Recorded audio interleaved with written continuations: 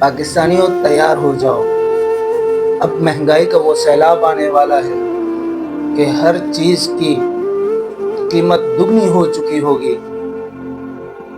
ایک normal middle class اور ایک غریب آدمی فروٹ کو ہاتھ لگاتے ہوئے کبائے گا، اچھی چیز کھاتے ہوئے گھبرائے گا۔ چلیں خیر ہے، یہ چیزیں تو چلتی رہتی ہیں۔ پاکستان کے اندر تو ایک زمانے سے یہ چیزیں ہوتی آ رہی ہیں، ہمیں اس کی عادت پڑ چکی ہے۔ تھوڑا کھا لیں گے لیکن روزہ رکھ بھی لیں گے، انشاءاللہ افطار بھی کر لیں گے۔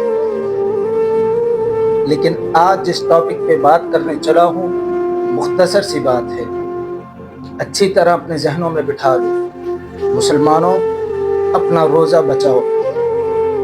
ہمارے روزے کو مہنگائی سے کوئی فرق نہیں پڑتا، لیکن اسی روزے میں رمضان ٹرانسمیشن کے نام سے جو پروگرامات دکھائے جاتے ہیں، جو بے حیائی کے اور بے غیرتی کے بازار گرم کیے جاتے ہیں، ہر روزے دار ٹی وی کھول کر بیٹھا ہوتا ہے، عورتیں افطاری اور سحری بناتی ہیں، ٹی وی چل رہا ہوتا ہے، ناچ گانے اس پر ہوتے ہیں، بے حیائی اس پر ہوتی ہے۔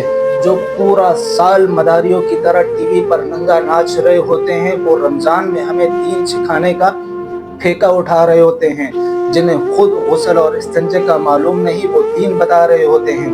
لہٰذا درخواست اتنی سی ہے کہ رمضان المبارک میں اپنے روزوں کو محفوظ رکھیں، اللہ کے قرآن کی تلاوت کریں، اپنے اعمال کو سدھاریں۔ روزے کا مقصد سونا نہیں، ٹی وی دیکھنا نہیں، آرام کرنا نہیں۔ روزے کا مقصد یہ ہے کہ اپنے اندر برداشت، صبر اور تحمل پیدا کرنا ہے، اور اپنی عبادات کے اندر اخلاص اور اللہ کی قربت کو پیدا کرنا ہے۔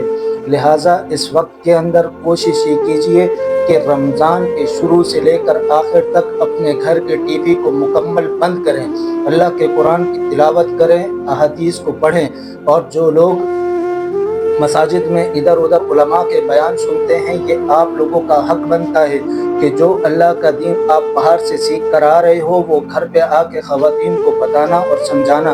اور اس رمضان کے مہینے میں جو ہماری مائیں بہنیں صبح اور شام مشقت کے ساتھ سحری اور افطاری بناتے ہیں، انہیں خراج تحسین پیش کرنا، ان سے پیار اور محبت کا اظہار کرنا، اور ان ماؤں اور بہنوں کی خدمت کرنا۔